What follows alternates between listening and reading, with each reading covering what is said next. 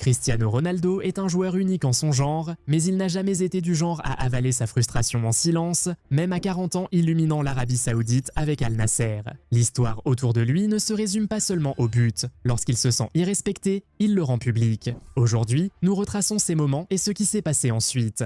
D'abord, un bref récapitulatif du plus récent, le 2 février 2026. La feuille de match tombe. Cristiano Ronaldo, pourtant en pleine forme, est absent pour le match d'Al Nasser contre Al Riyad. Cela a tout fait exploser. Si une star est blessée, l'histoire finit dans un rapport médical, mais ce n'était pas présenté ainsi. Fabrizio Romano a rapporté que l'absence de Ronaldo n'était liée à aucun problème physique.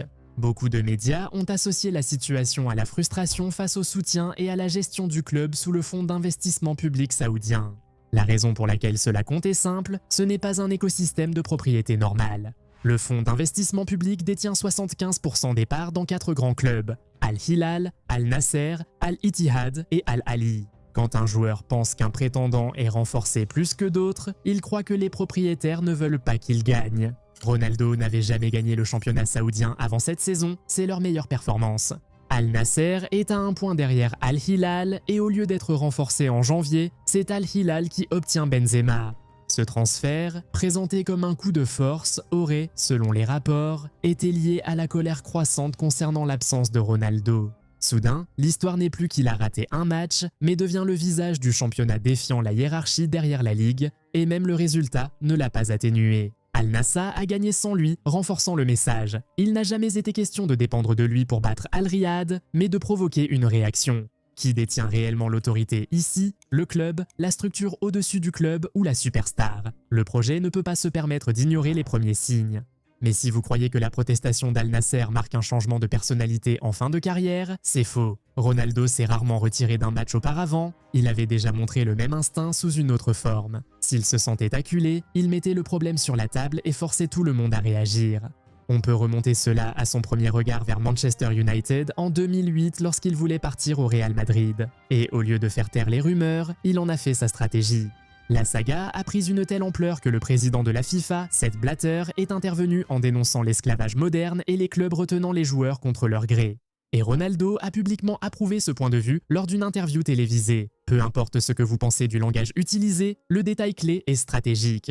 À 23 ans, il avait déjà compris que la pression publique peut obtenir ce que les demandes privées ne peuvent pas. Puis, en 2012 au Real Madrid, on voit la prochaine évolution.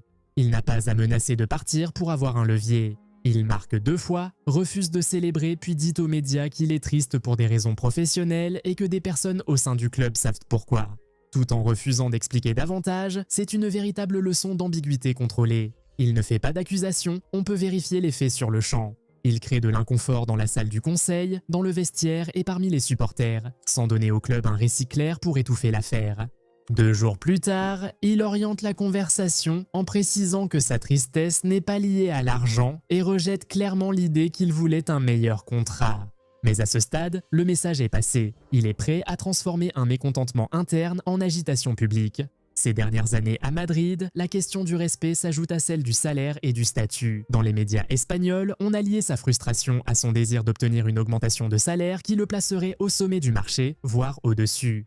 Explicitement dans le territoire défini par Lionel, Messi et Neymar, que chaque chiffre soit exact ou non est presque secondaire par rapport à la tendance. S'il estimait que le club ne reconnaissait pas son statut, il ne laissait pas la situation s'éteindre en silence. Petite pause. Si vous aimez ce contenu football, likez, abonnez-vous et dites en commentaire le prochain joueur à analyser. On continue. Parce que la suite, c'est le moment où Ronaldo arrête d'envoyer des signaux et commence à se retenir réellement pour préparer son départ de la Juventus. Août 2021, c'est là que le schéma de la retenue devient littéral et non plus symbolique. La Juventus a ouvert la saison de Serie A à l'extérieur contre l'Udinese Calcio et Ronaldo commence sur le banc.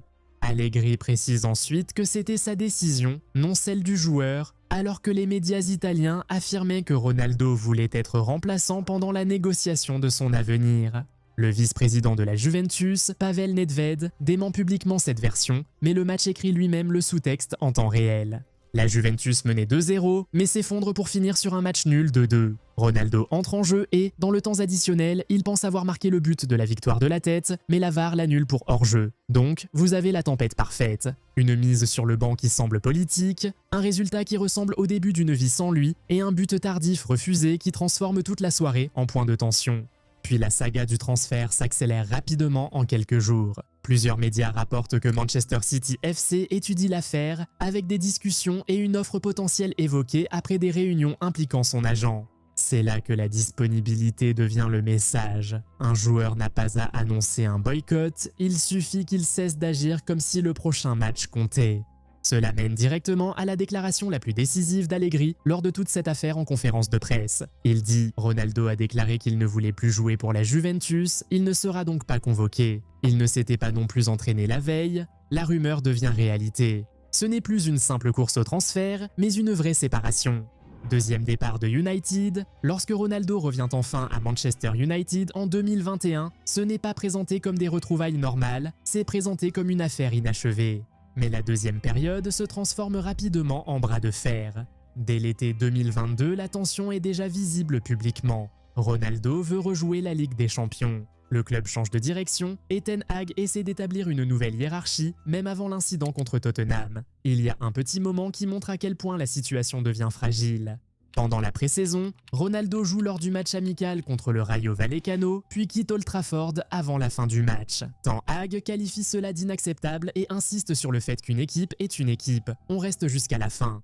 Ce n'est ni une suspension ni une interdiction, mais un avertissement signalant que la discipline fait désormais partie de l'histoire. En octobre 2022, cette tension latente devient d'actualité. United mène contre Tottenham. Ronaldo est encore sur le banc et en fin de match, on lui demande d'entrer en jeu, il refuse et il quitte le terrain avant le coup de sifflet final. Ten Hag le confirme par la suite.